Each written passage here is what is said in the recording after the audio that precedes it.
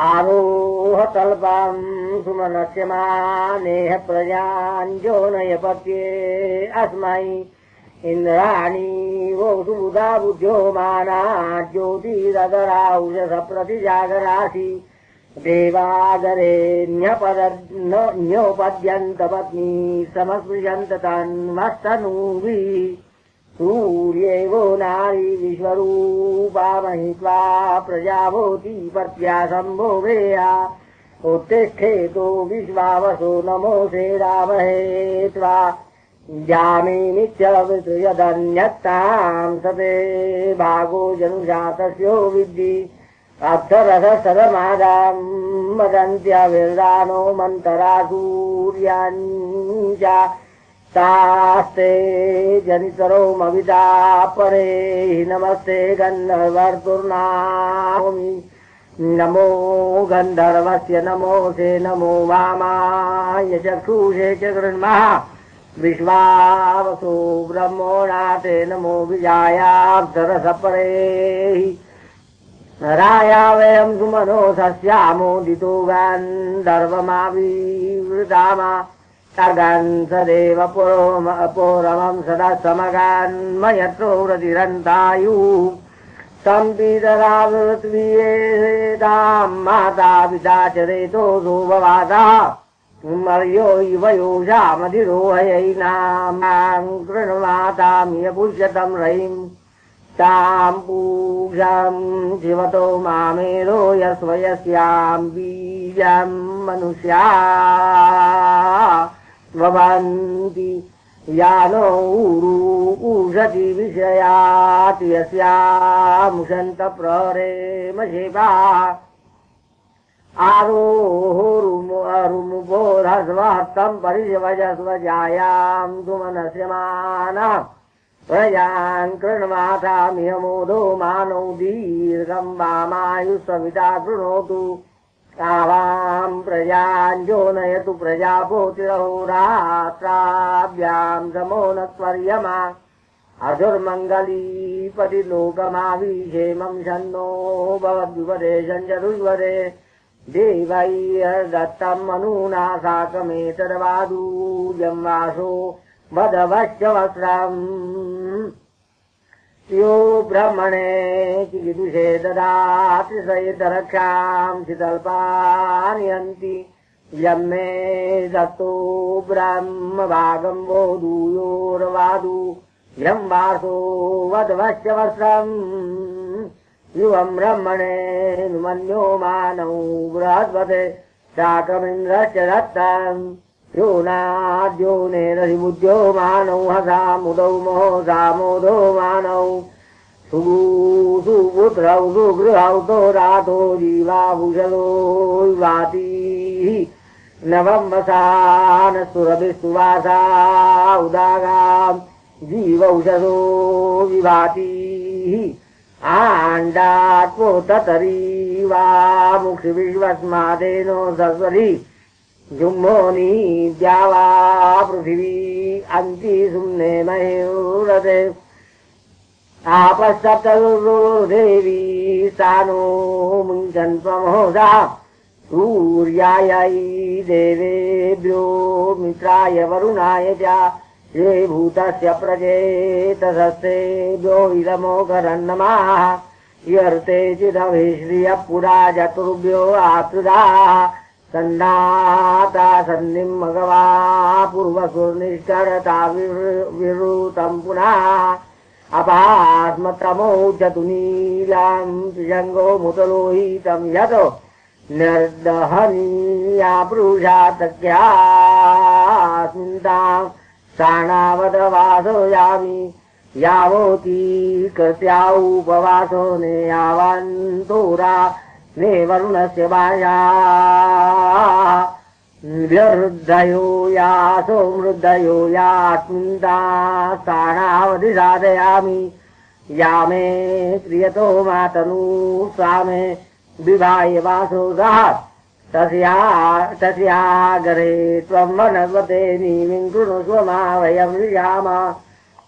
ये अन्ता यावोती जो यो तो वो ये च तन्तो वा वासो यत्पत्नी विरुतं तन्न शूनमुपस्पृशातो उशती कन्यला इमा पितृलोकात् पतिं यतिः अवोदीक्षामसृषत स्वाहा बृहस्पतिनाभोदितां विश्वे देवा अधारयन् वर्जोगुषु प्रविष्टं येने यत्तेने मां संसृजामसि बृहस्पतिनाभोदितां विश्वे देवा उदारयन् तेजोगुषु प्रविष्टं यत्तेने मां संसृजामसि बृहस्पतिनावोसृष्टां विश्वे देवा उदारयन् भगोषु प्रविष्टो यस्तेने मां संसृजामसि बृहस्पतिनावोसृष्टां विश्वे देवा उदारयन् यशोगोषु प्रविष्टं यत्तेने मां संसृजामसि बृहस्पतिनावोसृष्टां विश्वे देवा उदारयन् पयोगोषु प्रविष्टं यत्तेने मां संसृजामसि बृहस्पतिनावोसृष्टां विश्वे देवा उदारयन् रसोगोषु प्रविष्टो यस्तेने मां संसृजामसि यदि मे केशिनो जना गृहेते समनर्तिशूरोदे न गृह्णवन्तोऽगम् अग्निष्ट्वा तस्मादेनो सविता च प्रमुञ्चताम् यदीयं दुहिता तवो विकेशरुदद्गृहे रोदेन कृण्वत्यागम् अग्निष्ट्वा तस्मादेनो सविता च प्रमुञ्चताम् यज्ञामयो यद्युवतयो गृहेते समनर्तिशूरोदे न कृण्वतीरगम् अग्निष्ट्वा तस्मादेनो सविता च प्रमुञ्चताम् यत्ते प्रजायां पशुषु यद्वा गृहेषु तिष्ठितमगतकृतभिरगं कृतम् अग्निष्ट्वा तस्मादेनो सविता च प्रमुञ्चताम् इयन्नार्युपब्रूते पूल्यान्यावन्तिका दीर्घायुरस्तुमे पतिर्जीवातिशतम् इहेमारेन्द्रसन्नूतचक्रवाके वदं भूति प्रजयायिनौ स्वस्तकौ विश्वमायुर्व्यश्नुताम् यदा सन्ध्यामुपदाने यद्वोपवासो ने कृतम् विवाहे कृत्यां याञ्चर्कृदा स्नाने तान् निदध्मसि यद्दुष्कृतं यच्छमूलं विवाहे वो हतौ च यतो तत्सं बलस्योकं बले मृज्महे दुरितं वयम् संबले मलं साधयित्वा कं बले दूरितं वयम् अभूम यज्ञा शुद्धा प्रणायुंसितार्यतो कृत्रिमकण्ठो कशतदन्य एषा अपास्यात्केशमलमपोशीर्षण्यं निघातो अङ्गादङ्गाद्वयमस्यापयक्ष्मं दद्मसि तन्मात् प्रापत् पृथिवीं मोददेवान् दिवं मा प्रापो दुर्वान्तरिक्षम् अपो मा प्रापन्मलो मे तदगने दगने यमम् मा प्रापत् पितॄंश्च सर्वान् सन्त्वानय्यामि पयोधा पृथिव्याः सन्त्वानय्यामि पयसौषधीनाम् सन्त्वानय्यामि प्रजयादनेन सा सन्नद्धासुनि वाजमेमम् अमोहमस्मि धातुं रामाहमस्मि वृत्तं जौरहं पृथिवी त्वं तावियसम्भो वाव प्रजामाजो नयावहि जनयन्ति नवा नावगरो वपुत्रयन्ति सुदानो वा अरिष्टासु सचेवहि बृहते वाजो सातये ये पितरो वधूदर्शा इमं वो हतु वागो मन्नो ते अस्यै वध्वै सम्पत्न्यै प्रजावच्छर्मो यच्छन्तु येदं पूर्वादान् दशनायमाना प्रजामस्यै द्रविणञ्चेय दत्त्वा ताम्बो हन्त्वगो तस्यानुबन्धां विराडियं सुप्रजात्यो जैहीतो प्रबुध्यस्व सुबुधा बुद्ध्यो मानादीर्घायुत्वायो शतजार्राया गृहान् गच्छ गृहपत्नी यथासो दीर्घन्तायु सविता कृणोतु। ॐ चतुर्दशं काण्डं समाप्तम्। ओम हरि ओम व्रात्यो आसीदीयो मान एव स प्रजापोतिं समैरयतो न स प्रजापोति सुवर्णो मात्मन्नो पश्यत्तत्प्राजो नयतो तदेकोमभवत्तल्ललामोमभवत्तन्महदो भवत्तज्येष्ठमो भवत्तद्ब्रह्मा भवत्तत्तपो भवत्तत्सत्यो मभवत्तेन प्राजायता सुवर्धत स महानो भवत्स महादेवो भवतो स देवानामीशां पर्यैषैशानो भवतो सैकव्रात्यो भवत्तदनुनादत्तते देवेन्द्रो धनुं नीलोमर्स्योदरं लोहितं पृष्ठां नीलेनैवा प्रियं भ्रातृव्यं प्रोरणोति लोहितेन द्विजन्तां विद्यतीति ब्रह्मवादिनो वदन्ति सौदोतिष्ठत् प्राचीन दिशमनुव्यो चलतो तं बृहच्चोरथन्तरं चादित्या च विश्वे च देवानुव्यो चलान्न बृहते च वै सरोथन्तरायो चादित्येभ्यश्च विश्वेभ्यश्च देवेभ्य आवृष्यते एवं विद्वां सम्राट्यो मुपवदोति बृहतश्च वै सरोथन्तरस्योचादित्यानां च विश्वेशा च देवानां प्रियन्नामो भवति तस्य प्राच्यान्दिः श्रद्धापुंसली मित्रो मागधो विज्ञानं वासो रुष्णी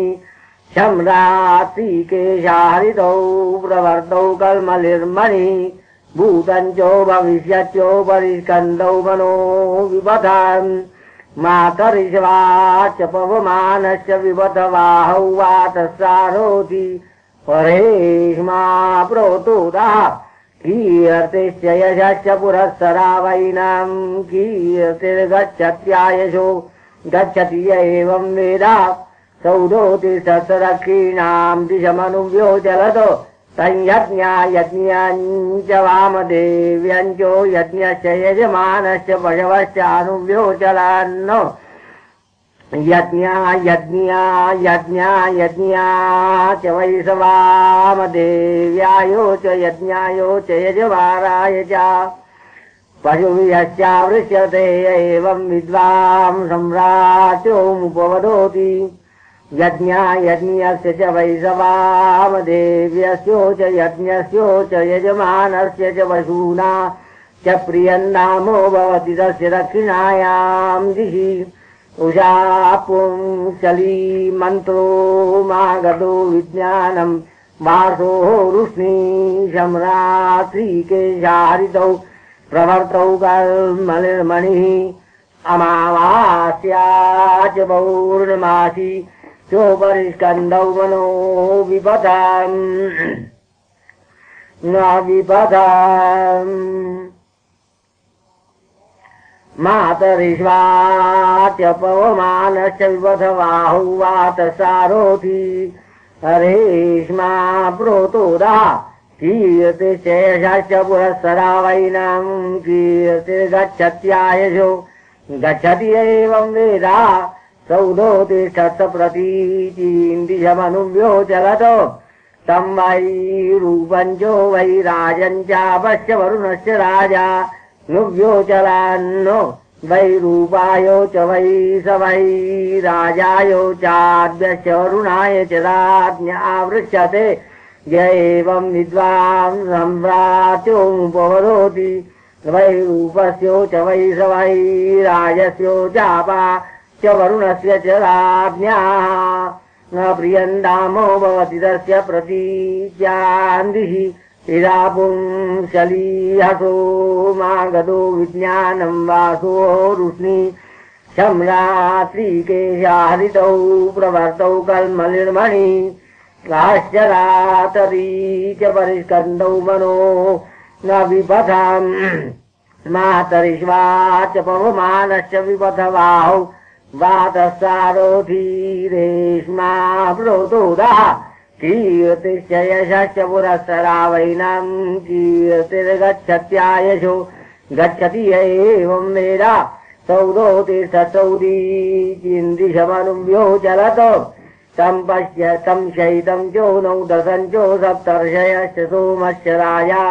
नुव्योचलान्नो शैतायो च वै सवै शैतायो च वै सनौ दशायो च सप्तर्षिभ्यश्च सोमा यजराज्ञावृष्यते एवं विद्वा संरात्योमुपवदोति शैतस्यो च वै सनौ दशस्यो च सप्तर्षीणां च सोमस्य च राज्ञप्रियन्नामो भवति तस्योदीचान्दिशि न भेद्योत्वं श्यलीस्तो नयित्नुर्मागधो विज्ञानम् वासो रुष्णीशं रात्रिकेशा हरितौ प्रवर्तौ कर्मलिर्मणि अशुतं च विश्रुतं च परिस्कन्दौ वनो विपदम् मातरिश्वाच्च पवमानश्च विवधवाहौ वातसारोति रेश्मा प्रोतोदः कीर्तेश्च यशश्च पुरःसरा वैनां कीर्तिर्गच्छत्यायशो गच्छति य एवं वेदा स संवत्सरमूर्धो तिष्ठत्तं देवा अब्रुवन्रा च किन्नु तिष्ठसीति सोऽब्रवीदासन्दीं मे सम्बोधन्त्विति तस्मै व्रात्यायासन्दीं समोवरान्नो तस्या ग्रीष्मश्चो वसन्तश्च द्वौ पादावास्ता शरश्चो वर्षाश्च द्वौ बृहश्चो रतन्तरञ्जानूचे आस्ता यज्ञायज्ञञ्च वामदेव्यं ज्योतिरश्चे ऋजप्राञ्च सन्तो वोययुंषितिर्यञ्जाः वेदो आस्तरोणं ब्रह्मोपबर्होणं रामा सादौद्गीधो वश्रया तामा सन्दीं व्रात्यारोहत तस्यो देवजना पोरिस्कन्दासन् सङ्कल्पा प्रोहाया विश्वानि भूतान्युपसदाः विश्वान्येवाचो भूतान्युपसदो भवन्ति एवं वेदा तस्मै प्राच्यादिशः वासन्तौ मासौ गोप्तारामकुर्वन् बृहच्चो अर्थन्तरञ्चानुष्ठातारौ वासन्तावेनं मासौ प्राच्या दिशो गोपायतो बृहच्चो रथन्तरञ्जानूति सतो य एवं वेदा तस्मै दक्षिणाया दिशः ग्रहीष्मो मासौ गोप्तारामकुर्वन् यज्ञायज्ञस्य वामदेव्यं चानुष्ठातारौ ग्रहीष्मावेनं मासौ दक्षिणाया दिशो गोपायतो यज्ञायज्ञञ्च वामदेव्यं चानूति सतो य एवं वेदा तस्मै प्रतीच्या दिशः वार्षिकौ मासौ गोप्तारामकुर्वन् वैरूपञ्चो वैराजञ्चानुष्ठातारौ वार्षिकावेनं मासौ प्रतीच्या दिशो गोपायतो वैरूपञ्चो वैराजञ्चानूति सतो य एवं वेदा तस्मादीच्या दिशः शारदौ मासौ गोप्तारामकुर्वन् चैतञ्चो नवदशं चानुष्ठातारौ शारदावेनं मासावुदीच्या दिशो गोपायतश्चैतञ्चो नवदशं चानूति सतो य एवं वेदा तस्मै ध्रुवाया दिशः हैमनौ मासौ गोप्तारामकुर्वन् भूमिं चाग्निं चानुष्ठातारौ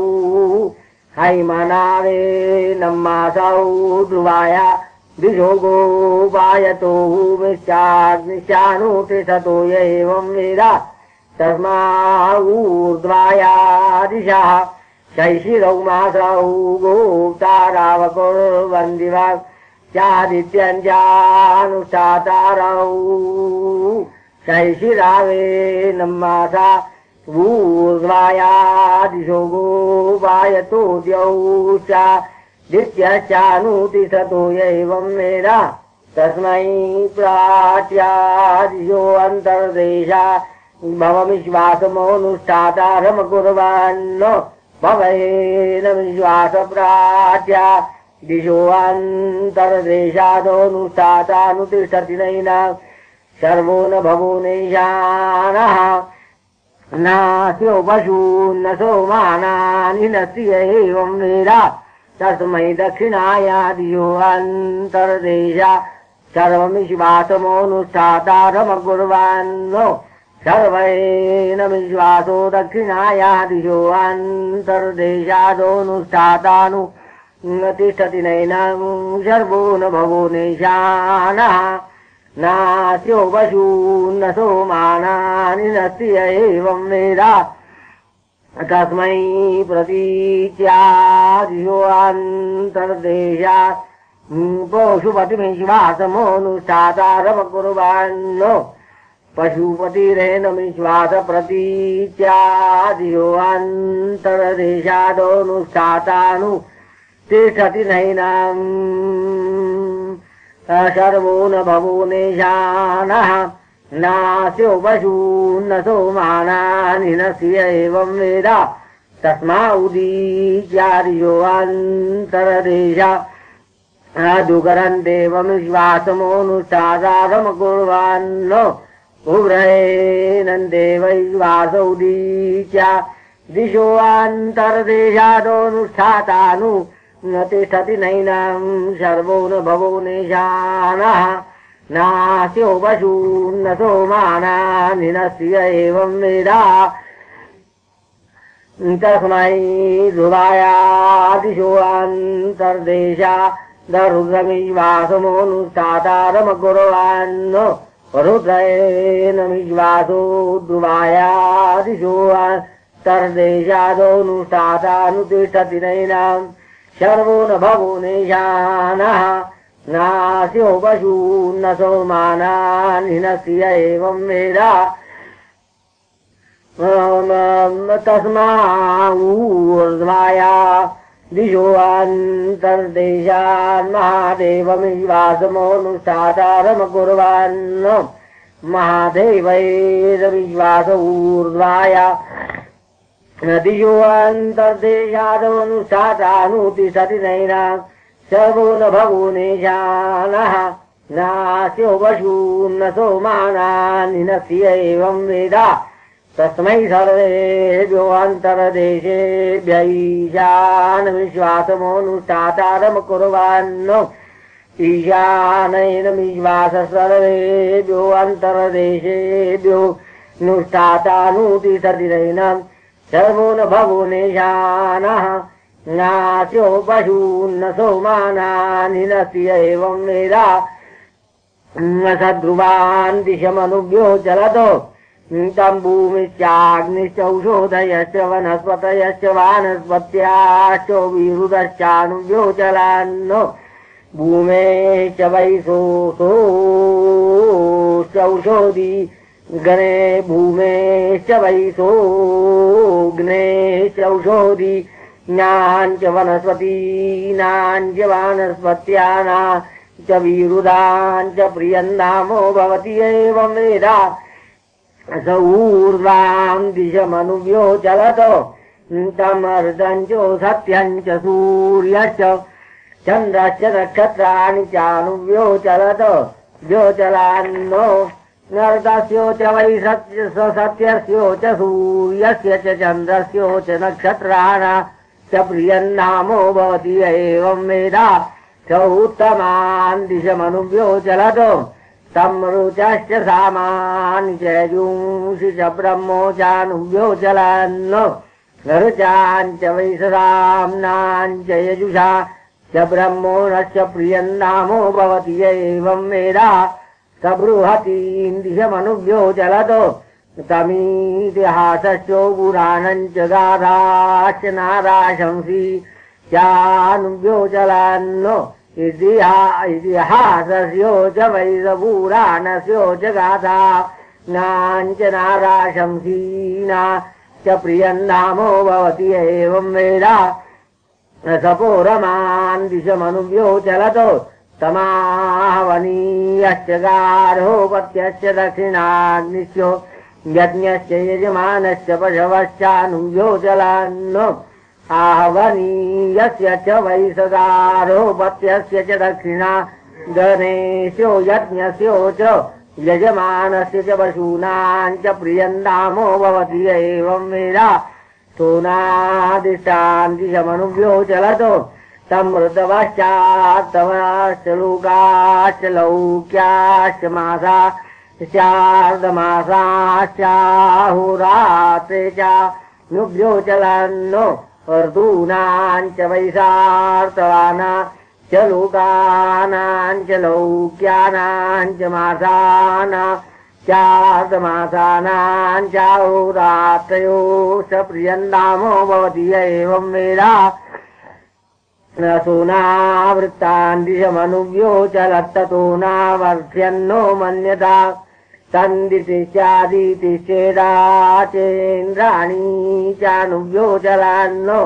दितेश वैशोदितेश्चेदाया चेन्द्राण्याश्च प्रियन्नामो भवति एवं वेद सदिशोऽनुव्योचलत्तं विराडनुव्योचलत् सर्वे च देवाः सर्वाश्च देवताः विराजश्च वै सर्वेषा च देवानां सर्वासां च देवतानां प्रियन्नामो भवति एवं वेद सर्वानन्तरदेशाननुव्योचलतो तं प्रजापोतिश्च परमेशीजो पिता च पितामहश्चानुव्योचलान्नो प्रजापोतेश्च वैशवो रमेशिनश्च पितुश्चो पितामहस्यो च प्रियन्नामो भवति एवं वेद समो हिमा सुद्रो सद्रो भूत्वान्तं पृथिव्याओ गच्छतो मुद्रो भवतो तं प्रजापोतिश्च परमेशी चो पितामहश्चावश्च श्रद्धा चो वर्षं भूत्वा नुभ्यो वर्तयन्ता ऐनमापो गच्छत्यैनं श्रद्धा गच्छत्यैनं वर्षं गच्छति एवं वेद तं श्रद्धा चो यज्ञश्चो लोकश्चान्नं चान्नाद्यञ्च भूत्वाभिपर्यावर्तन्ता ऐनं श्रद्धा गच्छत्यैनं यज्ञो गच्छत्यैनं लोको गच्छत्यैनमन्नं गच्छत्यैनो मन्नाद्यं गच्छति च एवं वेद सूरज्यत ततो राजन्यो जायता स विषसबान्धूनन्नो मन्नाद्यो मभ्यदूरतिष्ठतो मभ्युदतिष्ठतो विषाञ्च वैषबान्धूनां चान्नस्य चान्ना यस्य च प्रियन्नामो भवति एवं वेद स विषोऽनुव्योचलतो उतं सभा च समितिश्च सेना च सुरा चानुव्योचलान्नो सभायाश्च वै समितेश्च सेनाया च सुरायाश्च प्रियन्नामो भवति एवं वेद तद्यस्यैवं विद्वान् व्रात्यो राज्ञोतिथिर्गृहानागच्छेत् श्रेयां समेनमात्मनो मानयेत् तथा क्षत्राय नावृच्यते तथा राष्ट्राय नावृच्यते अतो वै ब्रह्मो च क्षत्रं चोरोतिष्ठरान्ते अब्रूताङ्कं प्रविशावेति अतो वै बृहस्पतिमेव ब्रह्म प्राविशत्विन्द्रां क्षत्रं तथा वा इति अतो वै बृहस्पतिमेव ब्रह्म प्राविशदिन्द्रां क्षत्रं यं वाहु पृथिवी बृहस्पतिर्द्यौरेवेन्द्राः अयं वाहु अग्निर्ब्रह्मा सावादित्यक्षत्रम् ऐनं ब्रह्मो गच्छति ब्रह्मवर्चसी भवति य पृथिवीं बृहस्पतिमग्निं ब्रह्म वेद ऐनोमिन्द्रियं गच्छति इन्द्रियवान् भवति य आदित्यं क्षत्रं दिवमिन्द्रं वेद तद्यस्यैवं विद्वान् व्रात्योतिथिर्गृहानागच्छेत्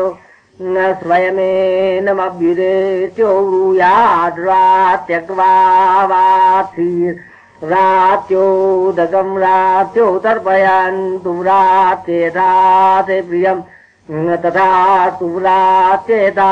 ते वशर्तथा सुव्रात्येता ते निकामस्तथा सुधी यदेनमाहम्रात्यक्वावाथीरिति वध एव तेनो देवयानानवोरुन्धे यदेनमाहम्रात्योदकमित्यप एव तेनावोरुन्धे यदेनमाहम्रात्य तर्पयन्ति प्राणमेव तेन वर्षी यां संकुरुते यदेनमाहम्रात्येता ते प्रियं तथा स्विति प्रियमेव तेनावोरुन्धे ऐनं प्रियं गच्छति प्रियप्रियस्यो भवति य एवं वेदा यदेनमाहम्रात्येता ते वशर्तथा स्वितिवशोमेव तेनावोरुन्धे ऐनं वशो गच्छति वशी वशिनां भवति य एवं वेदा यदेनमाहम्रात्येता ते निकामस्तथा स्विति निकाममेव तेनावोरुन्धे ऐनं निकामो गच्छति निकामे निकामस्यो भवति य एवं वेदा तद्यस्यैवं विद्वान् रात्यौ ब्रूतेष्वग्निश्वरिश्रितेऽग्निहोत्रेति गृहानागच्छेतो स्वयमेनमभ्युदेत्यो ब्रूयाद्रात्यातिसृजोष्यामीति सजातिसृजे जूयान्न जातिसृजेन्न जूयातो स एवं विदुषा व्रात्येनातिसृष्टो जुहोति प्रपितृयानं पन्थां जानाति प्रदेवयानं न देवेष्वावृक्षते हुतमस्य भवति पर्यस्यास्मिन् लोकायतो नं शिष्यते य एवं विदुषा व्रात्येनातिसृष्टो जुहोति अथ य एवं विदुषा व्रात्येनातिसृष्टो जुहोति न पितृयानं पन्थां जानाति न देवयानम् आदेवेषु वृक्षते अहुतमस्य भवति नास्यास्मिन् लोकायतो नं शिष्यते य एवं विदुषा व्रात्येनाप्नोति सृष्टो जुहोति सद्यस्यैवं विद्वान् व्रात्ये काम्रातिमतिसर्गृहे वसोति ये पृथिव्यां पुण्या लोका स्थानेव तेनावोरुन्धे तद्यस्यैवं विद्वान् व्रात्यो द्वितीयां रात्रिमतिसर्गृहे वसोति येऽन्तरिक्षे पुण्या लोकास्थानेव तेनावोरुन्धे तद्यस्यैवं विद्वान् रात्यश्रुतिभ्यां रात्रिमतिसर्गृहे वसोति येति पुण्या लोकास्थानेव तेनावोरुन्धे तद्यस्यैवं विद्वान् रात्यश्चतुर्थी रात्रिमतिसर्गृहे वसोति ये पुण्यानां पुण्या लोका स्थानेव तेनावोरुन्धे तद्यस्यैवं विद्वान् रात्योपरिमिता रात्रिरतिसर्गृहे वसोति य एवापरिमिता पुण्या लोका स्थानेव तेनावोरुन्धे अथ यस्यावरात्यो रात्यभ्रूनाम बिभ्रत्यतिसर्गृहानागच्छेतो कर्षेदेनं न चैनं कर्षेतो अस्यै देवताया उदकं याचामीमां देवतां वासयिमामिमां देवतां परिवेवेश्मीत्येनं परिवेविष्यातो तस्यामेवास्य तद्देवतायां हुतं भवति एवं वेदा स यत्प्राचीन्दिशमनुव्योचलन्मारुतं शर्दो भूत्वानुव्योचलन्मनोन्नादं कृत्वा मनोसान्नादेनान्नोमति एवं वेदा स यद्दक्षिणां दिशमनुव्योचलदिन्द्रो भूत्वानुव्योचलद्बलो मन्नादं कृत्वा बलेनान्नादेनान्नोमति एवं वेदा स यत्प्रतीचीन्दिशमनुव्योचलद्वरुणो राजा भूत्वानुव्योचलदभून्नादी कृत्वा आद्भिरन्नादिभिरन्नोमति एवं वेदा स यदुदीचीन्दिशमनुव्योचलत्सोमो राजा भूत्वानुव्योजलत्सप्तर्षिभिर्हुताहूतिमन्नादीं कृत्वा आहुत्यान्नाद्यान्नोमत्येवं वेदा स यद्ध्रुवान् दिशमनुव्योचलद् विष्णुरभूत्वानुव्योचलद्विदा जमन्नादीं कृत्वा विदायान्नाद्यान्नोमत्येवं वेदा स यत्पशूननुव्यचोलद रुद्रो भूत्वानुव्योचलदोषोधीरन्नादी कृत्वा ओषोधीभिरन्नादी विदन्नोमत्येवं वेदा स यद्विसूननुव्यचोलध्यमो राजा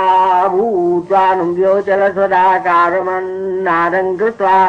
स्वदाकारेणान्नादेनान्नोमत्येवं वेदा स यन्मोनुष्यानुव्यचोलदग्निर्भूत्वानुव्योचलस्वाहाकारमन्नादं कृत्वा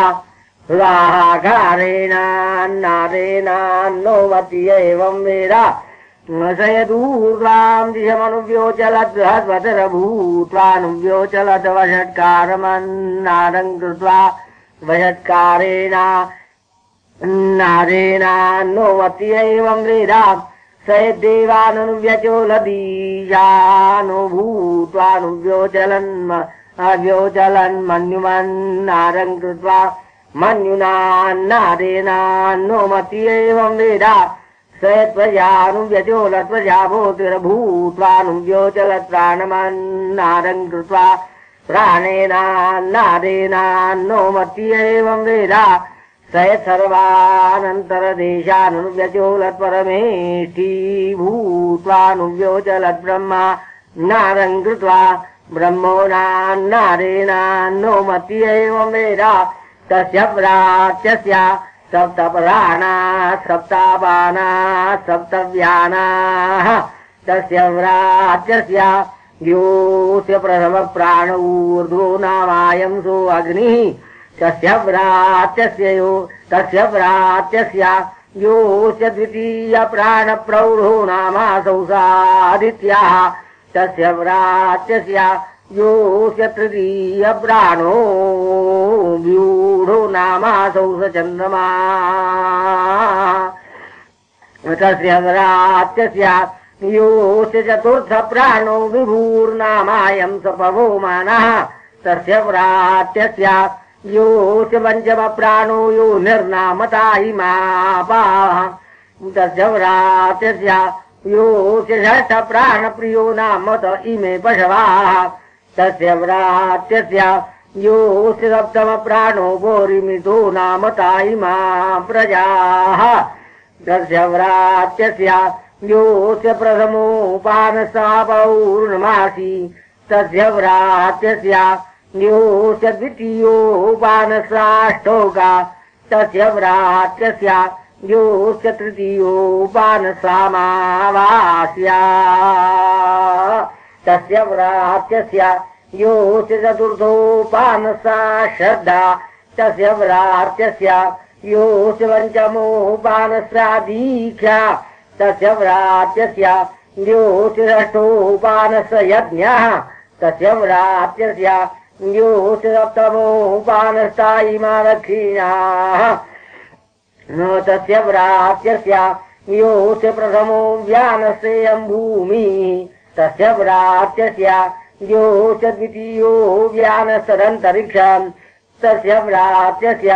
योऽस्य तृतीयो व्यानसाद्यौः तस्य व्राच्यस्य योऽस्य चतुर्थो व्यानसानि नक्षत्राणि तस्य व्राच्यस्य योऽस्य पञ्चमो व्यानस ऋतवाः तस्य व्राच्यस्य योऽस्य षष्ठो व्यानसार्तवाः तस्य व्राच्यस्य योऽस्य सप्तमो व्यानस संवत्सरः तस्य व्राच्यस्य समानमर्थं परियन्ति देवा संवत्सरं वा एतदर्थवो न्युपर्यन्ति व्रात्यञ्च तस्य व्रात्यस्य यदादित्यमो विजन्त्योमावास्याञ्चैव तत्पौर्णमासीञ्च तस्य व्रात्यस्य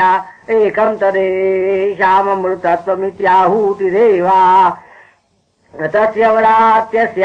यदस्य दक्षिणमक्षसौ सादित्यो यदस्य सव्यमक्षसौ स चन्द्रमाः योऽस्य दक्षिणकर्णोऽयं सोऽग्निर्योऽस्य सव्यकर्णोऽयं स पवो मानः अहोरात्रेणासीकेति दिश्यादितिश्च शीर्षकपाले संवत्सरशिराः अन्ना प्रत्यङ्रात्र्यो रात्र्या प्राङ्नमो रात्र्याय ॐ पञ्चदशङ्काण्डं समाप्तम्। ॐ हरि ओम् अतिश्रेष्ठो अपामृषभोतिश्रेष्ठाग्नयो दिव्याः अरुजन् भोरिरुजन् मृणन् प्रमृणन् मृगो मोनो हाखनो निर्दात्मदूषितस्तनूदूषी इदन्तमतिसृजामि तम्माभ्यवो निखि तेन तमभ्यतिसृजामो योऽस्मान् वेष्ट्यं वयन् विस्मः अपामग्रोमसि समुद्रं वो व्यवो सृजामि यो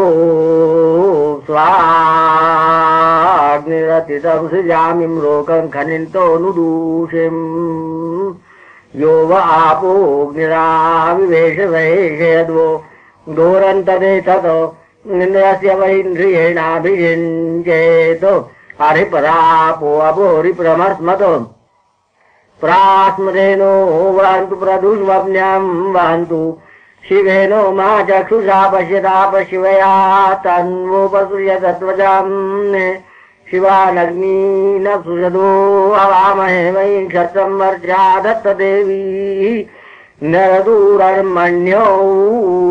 मधुमती वागो मधुमती समधुमती वाचो मुदेयम् बहुतो मे गोपा बहुतो गोपीता सुषरुतौ कर्णौ भद्रसुतौ कर्णौ भद्रं शोकं सूयासं सुश्रुतिश्च मोपश्रुतिश्च महाशिष्टां सौपर्णं चक्षुरजस्रं ज्योतिः ऋषीणां प्रस्तरो नमोऽस्तु दैवाय प्रस्तराय मूर्धां रोहिणां मूर्धासो मानानां भूयासं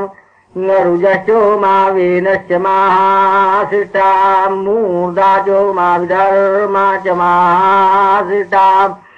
उर्वश्चो मा च मसश्च महाशिष्टां धर्ताचो मा धरुणश्च महाशिष्टां विमुखश्चो मार्गपो विश्वमाहाशिष्टा मार्द्रदानुश्च मातरिश्वा च महाशिष्टां बृहस्पतिर्म आत्मा निर्मणानामरद्याः असन्तापं मे हृदोऽयमुर्वी गव्यूति समुदरो अस्मि विधर्मणा नाभिरहं रोयीणां नाभिसमानानां भूयासम् स्वासदोषि सूषामृतो मर्त्येषु वा मामां प्राणो हासीन्मो बाणो वायपरागातो सूर्यो मान्नपात्वग्निपृथिव्या वायुरन्तरिक्षाद्यमो मनुष्येभ्यः सरस्वती पार्थिवेभ्यः प्राणापानो मामाशिष्टं माजने प्रवेशि स्वस्याद्योषसो दोषसश्च सर्वो आपः सर्वो गणो आशीया शक्वोरीस्तपशवो मोघोषेश्वरमित्रावरुणौ मे प्राणापानावग्निर्मे दक्षान् ददातु विद्मते स्वप्नजनितरं गाया पुतरोऽसि यमस्य करुणः अन्तो गोसि मृत्योऽसि तन्त्वा स्वप्न तथा संविदमसन स्वप्न स्वप्न्यात् पाहि विद्मोते स्वप्नजनितरं नृत्या पुत्रोऽसि यमस्य करुणः अन्तो गोसि मृत्युरोसि तन्त्वा स्वप्न तथा संविदमसन स्वप्न दुःस्वप्न्यात् पाहि न विद्मते स्वप्नजनितरमभूत्या पुत्रोऽसि यमस्य करुणः अन्तो गोसि मृत्युरोसि तन्त्वा स्वप्न तथा संविदमसन स्वप्न दुःस्वप्न्यात् पाहि विस्मते स्वप्नजनितरं निर्भूत्या पुतरोऽसि यमस्य करुणः अन्तो गोसि मृत्युरोसि तन्त्वा स्वप्न तथा संविदमसन स्वप्न दुःस्वप्न्यात् पाहि विद्मते स्वप्नजनितरं पराभूत्या पुतरोऽसि यमस्य करुणः अन्तो गोसि मृत्युरोऽसि तन्त्वा स्वप्न तथा संविदमसन स्वप्न दुःस्वप्न्यात् पाहि विद्मते स्वप्नजनितरं देवयामीनां पुत्रोऽसि यमस्य करुणः अन्तो गोसि मृत्युरोऽसि तन्त्वा स्वप्न तथा संविदमसन स्वप्न दुःस्वप्न्यात् पाहि अन्तो गोसि मृत्युरोऽसि तन्त्वा स्वप्न तथा संविदमसन स्वप्न दुःस्वप्न्यात् पाहि अजैष्माद्यासो नामाद्या भूमानागसोऽयम् उषो यस्मात् दुःस्वप्न्यादभैष्मा पदरुच्छतु न द्विषते तत्परा वशवो ते तत्परा वा यन्विष्मो यच्चो नो द्वेष्टि तस्मा येन गमयामः उषा देवी वाचा संविधाना वाग्देव्यूषसा संविधाना उषस्वतिर्वाचस्पतिना संविधानो वाचस्पतिरुषस्पतिना संविधानः ते मुस्मै परावन् त्वरायान् दुर्नाम् न सदानवा कुम्भीका दूषिका पीयोगानो जाग्रद्दुःस्वप्न्यं स्वप्ने दुःस्वप्न्यम् अनागमिष्यतो वरान वित्ते सङ्कल्पानमुच्चारुपाशान तदमुष्यात्तदयुष्मागने देवा परा वन्तु वध्र्यथा सद्विदुरो न साधु तेनैनं विद्या पुण्यभूतैनं विद्यामि निर्भूतैनं विद्यामि परा भूतैनं विद्यामि ग्राह्यैनं विद्यामि तमोसैनं विद्यामि देवानामेनं घोरै क्रूरै प्रेषैरोभिप्रेष्यामि वैश्वानरस्यैनं दंष्टो योरपि ददामि एवानेमावसागो रथो योऽस्मान् द्वेष्टितमात्मा द्वे स्तूयं वयन् विष्मसात्मानं द्वेष्टु निर्द्विषन्तं दिवो निपृथिव्या निरन्तरिक्षा भजामा सूयामं चाक्षुषा इदमोमामुष्यायन्यने मुष्या पुत्रे दुःस्वप्न्यं मृजे यददोदो अभ्यगच्छन्यद्दोषायत्पूर्वां रात्रिं यज्जाग्रज्यत्सुप्तो यद्दिवायन्नक्तम् यदहरहरभिगच्छामि तस्मादेनमवोदये संजोहितेनो मन्दस्वतस्यो वृष्टिरपि श्रीणी समाजीवितं प्राणो जातु जितमस्माकमुद्वन्नमस्माको मृतमस्माकं तेजो अस्माकं ब्रह्मास्माकं सोरस्माकं यज्ञोऽस्माकं पशवोऽस्माकं प्रजा अस्माकं वीरास्माकं तस्मादमुं निर्भजामो मुमा मुष्याय ममुष्या पुत्रमसौ या सग्राह्या पाशान्मामोचि तस्येदं वर्चस्तेज प्राणमायुर्निवेशयामि नमे नमधराञ्चं पादयामि जितमस्माकमुद्भिन्नमस्माको मृतमस्माकं तेजोऽस्माकं ब्रह्मा अस्माकं सोरस्माकं यज्ञोऽस्माकं पशवोऽस्माकं प्रजास्माकं वीरास्माकं तस्मादमुं निर्भजामो मुष्याय नममुष्या पुत्रमसौ या सन्नृत्या पाशान्मामोचि दर्शेदम् अर्चस्तेज प्राणमायुर्निवेशयामि दमे नमधराञ्चम् पारयामि जितमस्माकमुद्वेन्नमस्माको मृतमस्माकं तेजोऽस्माकं ब्रह्मास्माकं सोरस्माकं यज्ञोऽस्माकं पशवोऽस्माकं प्रजास्माकं वीरास्माकं तस्मादमुं निर्भजामो मुमामुषाय नममुषा पुत्रमसौ या स्वभूत्या पाशान्मामोचि तस्येदं वर्चस्ते च प्राणमायुर्निवेशयामि दमे नमधराञ्चं पारयामि जितमस्माकमुद्वेन्नमस्माको मृतमस्माकं तेजोऽस्माकं ब्रह्मास्माकं सोरस्माकं यज्ञोऽस्माकं पशवोऽस्माकं प्रजास्माकं वीरास्माकं तस्मादमुं निर्भजामो मुमामुषाय नममुषा पुत्रमसौ या तनिभूत्या पाशान्मामोचि तस्येदं वर्चस्ते च प्राणमायुर्निवेशयामि दमे नमधराञ्चं पारयामि जितमस्माकमुद्वेन्नमस्माको मृतमस्माकं तेजोऽस्माकं ब्रह्मास्माकं सोरस्माकं यज्ञोऽस्माकं पशवोऽस्माकं प्रजास्माकं वीरास्माकं तस्मादमुं निर्भजामो मुमामुषाय नममुषा पुत्रमसौ या सपराभूत्या पाशान्मामोचि तस्येदं वर्चस्ते च प्राणमायुर्निवेशयामि दमे नमधराञ्चं पारयामि जितमस्माकमुद्वेन्नमस्माको मृतमस्माकं तेजोऽस्माकं ब्रह्मास्माकं सोरस्माकं यज्ञोऽस्माकं पशवोऽस्माकं प्रजास्माकं वीरास्माकं तस्मादमुं निर्भजामो मुमामुषाय नममुषा पुत्रमसौ या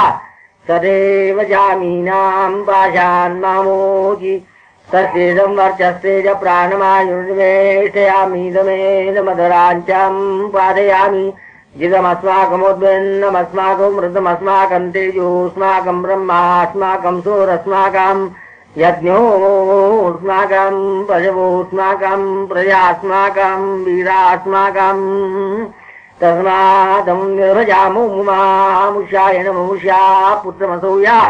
बृहस्पते पाशान्मामोचि तस्येदं वर्चस्ते च प्राणमायुर्निवेशयामि दमे नमधराञ्चं पारयामि जितमस्माकमुद्वेन्नमस्माको मृतमस्माकं तेजोऽस्माकं ब्रह्मास्माकं सोरस्माकं यज्ञोऽस्माकं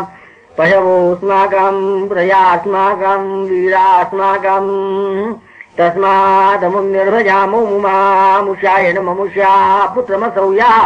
स प्रजापोते पाशान्मामोचि तस्येदं वर्चस्ते च प्राणमायुर्निवेशयामि दमे नमधराञ्चं पारयामि जितमस्माकमुद्वेन्नमस्माको मृतमस्माकं तेजोऽस्माकं ब्रह्मास्माकं सोरस्माकं यज्ञोऽस्माकं पशवोऽस्माकं प्रजास्माकं वीरास्माकं तस्मादमुं निर्भजामो मुमामुषाय नममुषा पुत्रमसौ या सर्षीणां पाशान्मामोचि तस्येदं वर्चस्ते च प्राणमायुर्निवेशयामि दमे